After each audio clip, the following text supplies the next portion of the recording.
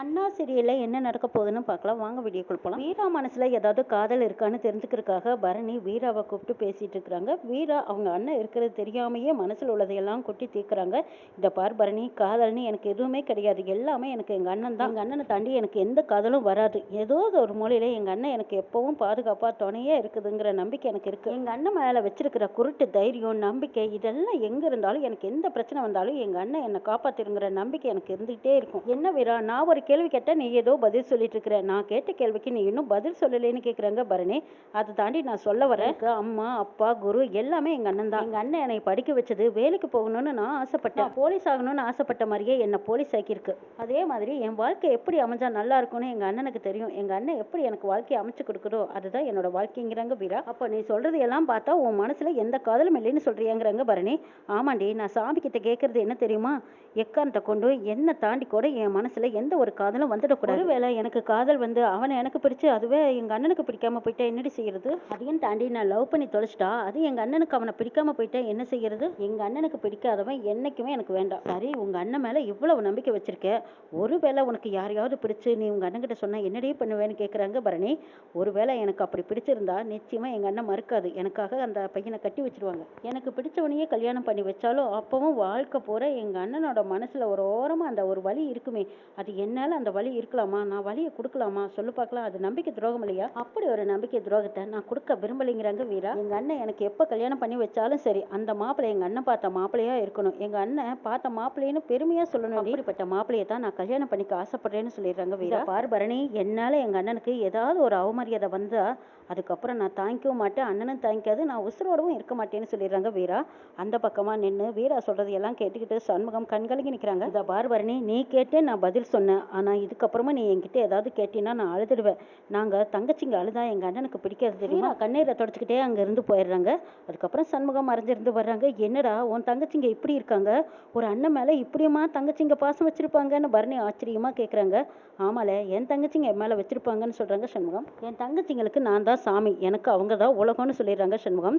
இங்க சௌந்தரபாண்டி தூக்கம் இல்லாம இருக்காங்க. எப்படியாவது இந்த வீராவை வைஜெயந்தி மகன் தலையில கட்டி விட்டுறணும், இல்லைன்னா நம்ம சிவபாலன் மாட்டிக்குவான். சிவபாலனை கல்யாணம் பண்ணிக்கிட்டு இந்த சொத்தை பூரா அந்த வெறும்பயலுக்கு கொடுக்க வேண்டியதா போயிடும். பரணியும் ஏற்கனவே நம்ம பேச்சை கேட்காம அந்த வெறும்பைய சண்முகம் பேச்சை கேட்டுக்கிட்டு ஆடிக்கிட்டு இருக்கா. இந்த முத்துப்பாண்டியும் நம்ம பேச்சை கேட்டுட்டு இருந்தவன் இப்ப அவனும் அந்த பக்கம் சாஞ்சிட்டான். இந்த சிவபாலன் ஒருத்தன் தான் நம்ம கைப்பிடியில இருக்கான், இவனையும் விட்டுட்டோம் அவ்வளவுதான், நம்மளை ஓரம் கட்டிடுவாங்கன்னு நினைச்சுக்கிட்டு சௌந்தரபாண்டி பாண்டியம்மா இவங்க எல்லாருமா சேர்ந்து பெரிய திட்டம் போட்டுட்டு இருக்காங்க. சௌந்தரபாண்டி நடந்துட்டு இருக்கும்போது பாண்டியம்மா கேக்குறாங்க, என்னல சௌந்தரம் பெருச வழியில துடிச்சுக்கிட்டு இருக்கிறவங்கிட்ட எப்ப குழந்தை பிறக்கும்னு கேட்குற மாதிரி அங்கடையும் இங்கடையும் நடந்துக்கிட்டே இருக்கிறீங்க, என்ன சமாசரம்னு கேட்குறாங்க பாண்டியம்மா. ஒத்த ஓட்டு நான் பெத்த கடைசியும் அவன் புத்திர எப்ப பார்த்தாலும் வீட்டுக்குள்ளேயே சுத்திக்கிட்டு கரெக்டான நேரத்துக்கு வந்துருவான். ஆனா இன்னைக்குன்னு பாரு இன்னும் காண எப்படா வருவான்னு எதிர்பார்த்துட்டு இருக்கிறேன் நானுங்கிறாங்க சௌந்தரபாண்டி.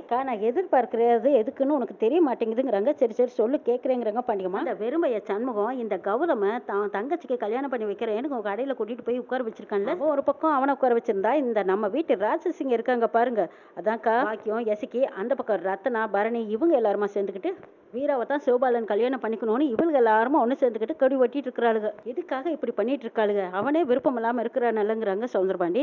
வேற எதுக்கு உங்களோட சொத்தை சிந்தாம சிதறாம அவங்காம ஆட்டி போடலாம்னு தான் இந்த வீட்டு பொம்பளைகளும் அந்த வீட்டு பொம்பளைகளுமா சேர்ந்து பெரிய திட்டம் போட்டு வச்சிருக்காளுங்க. இந்த சோடா புட்டியை வீராவுக்கு கல்யாணம் பண்ணி வச்சுட்டா எல்லா சொத்தும் ஒருத்தனுக்கே வந்து சேரும் பாரு, அதுக்கு தானே ஆசைப்பட்டுருக்குறாங்கிறாங்க பாண்டியம்மா. அப்பா இப்போவாச்சும் உனக்கு விளங்குச்சே. ஆமாக்கா, நம்ம வீட்டு பாக்கியமே எஸ்கேம் போய் சவால் விட்டுட்டு வந்திருக்காளுங்க. அந்த பக்கமா இந்த பரணி ரத்னா வைகுண்டம் இவங்க எல்லாரும் சேர்ந்து இந்த சண்முகத்தை குழப்பி விட்டுக்கிட்டு இருக்கிறாளுங்க. சரிடா சௌந்தரபாண்டி, அவங்க எல்லாரும் இவன் மனசை மாத்தலான்னாலும் இவன் மாறணுமேங்கிறாங்க பாண்டியம்மா. அக்கா, அடி மேல அடி வச்சா அம்மையோட நகருன்னு சொல்லுவாங்களே, ஆனா அடி மேல அடி வச்சா ஆனோட நகரும்க்கா. இப்படி இவங்க எல்லாரும் பேசுறத கேட்டுட்டு சண்முகம் கூட மாறிடுவான்னு சொல்றாங்க. இதை கேட்டதும் பாண்டியம்மா, ஐயோ அப்போ அவனுக்கு எல்லாரும் மாத்திடுவாங்க இவனும் மாறிடுவான்னு தான் சொல்றியாங்கிறாங்க. ஆமாக்கா, அதுல என்ன சந்தேகம் இருக்குது? அந்த சண்முகம் மாறிட்டான்னா இந்த சிவபாலன் ஈன்னு எழுச்சுக்கிட்டு அந்த வீராவை கல்யாணம் பண்ணிக்கிட்டு வீட்டுக்குள்ளேயே கூட்டிட்டு வந்துருவாங்கிறாங்க பாண்டியம்மா. ஆமாக்கா, உனக்கு இப்போவாது புரியுதா? ஆமாடா சௌந்தரபாண்டி, இதையெல்லாம் நான் யோசிக்கவே இல்லை, இப்போ நீ என்ன செய்ய போறேன்னு கேட்குறாங்க பாண்டியம்மா.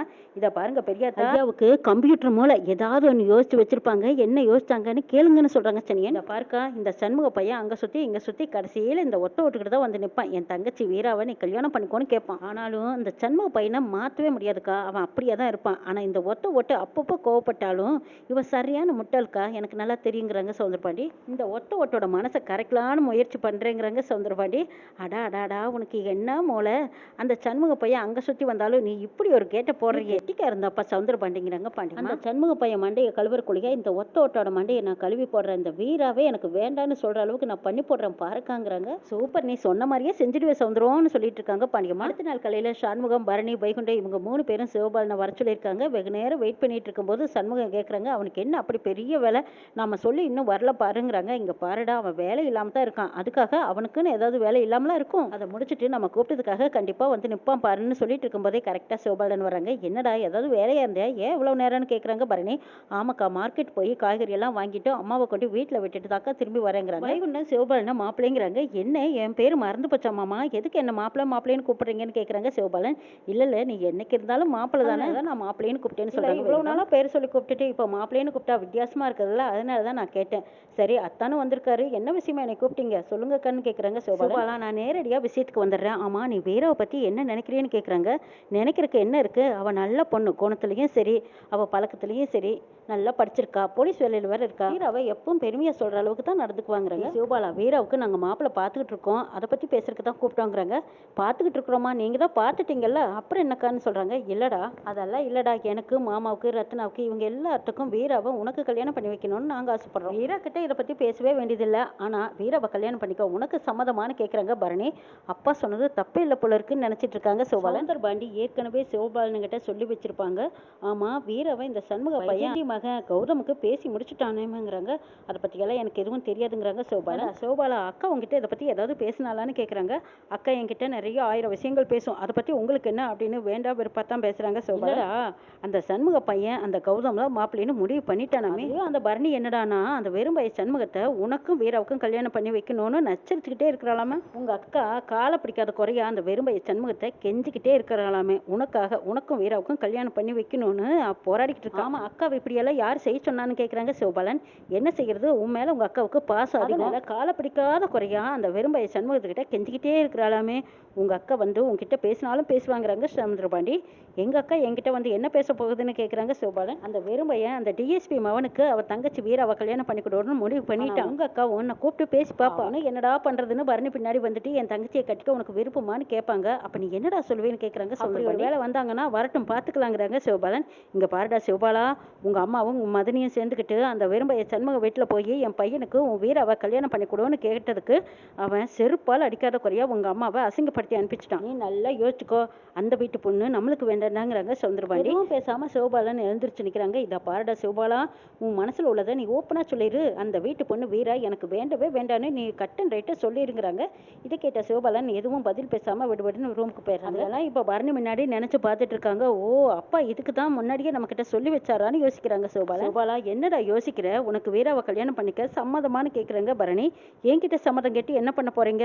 சரி, நான் ஒரு வேளை சமைச்சாலும் அந்த மளிகை கடையில ஒருத்தனை கோர வச்சிருக்கீங்களே அவன் என்ன பண்ண போறீங்கன்னு கேட்குறாங்க. சிவபாலா, அதெல்லாம் நாங்க பாத்துக்கிறோம், உனக்கு வீராவை கல்யாணம் பண்ணிக்க சம்மதமானு கேட்குறாங்க சண்முகம். சரி, வீரா என்ன சொன்னான்னு கேட்கவும் நீ சொன்ன மாதிரி தான் வீராவும் சொன்னான், அவங்க அண்ணனுக்கு யாரை கல்யாணம் பண்ணி வைக்க சம்மதமோ அவங்கள தான் கட்டிக்குவேன்னு சொல்லி சிவபாலன் கிட்ட சொல்றாங்க. இதை பாரு சிவபாலா, நீ என்னோட தங்கச்சி பையன், அடிச்சாலும் முடிச்சாலும் நம்ம எல்லாரும் ஒண்ணுக்குள்ள ஒண்ணு, அந்த உரிமையில தான் என் பொண்ணை நீ கல்யாணம் பண்ணிக்கிறியான்னு நான் கேட்குறோங்கிறாங்க. சிவபாலன் சண்முகத்திட்ட கேட்குறாங்க, எனக்கு வீராவை கல்யாணம் பண்ணி கொடுக்க உங்களுக்கு சம்மதமா மச்சான்னு கேட்குறாங்க. என்ன மச்சான் எதுவும் பேசாம இருக்கீங்க, அப்படின்னா உங்களுக்கு இந்த கல்யாணத்துல சம்மதம் இல்லைன்னு அர்த்தம்.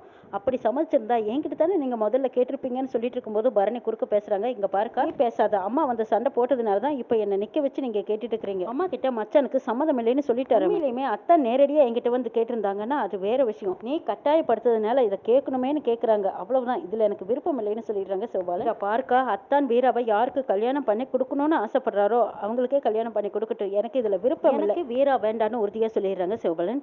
டேய், கல்யாண விஷயம்டா, இதுல போய் நீ ஈக்கோ பாப்பிங்கிறாங்க பரணி. அக்கா, எனக்கு இதுல பேச இஷ்டம் இல்லைன்னு சொல்லிட்டு சிவபாலன் போயிடுறாங்க. இங்க சவுந்தரபாண்டி டிஎஸ்பி மேடம் கூப்பிடுவோன்னு சொல்லிட்டு வைஜெயந்தியை கூப்பிட்டு புது திட்டம் போட்டு கொடுக்குறாங்க. வைஜெயந்தியும், சார் நீங்க சுத்தி வளைச்சு பேசாதீங்க, நேரடியா சொல்லுங்க என்ன பண்ணனா சரியா இருக்குன்னு கேட்கறாங்க. இந்த குடும்பமே உங்க பையனுக்கு தான் அந்த வீராவை கல்யாணம் பண்ணி கொடுக்கணும்னு தலகால் புரியாத அளவுக்கு ஆசைப்படணுங்கிறாங்க. ஆமா சவுந்தரபாண்டி, பெரிய இடம்னா சும்மாவா, கசுக்குதான் என்ன உங்களுக்கு, உங்க பொண்ணு கேட்டு அவங்க இல்லைன்னு சொல்லிட முடியுமா?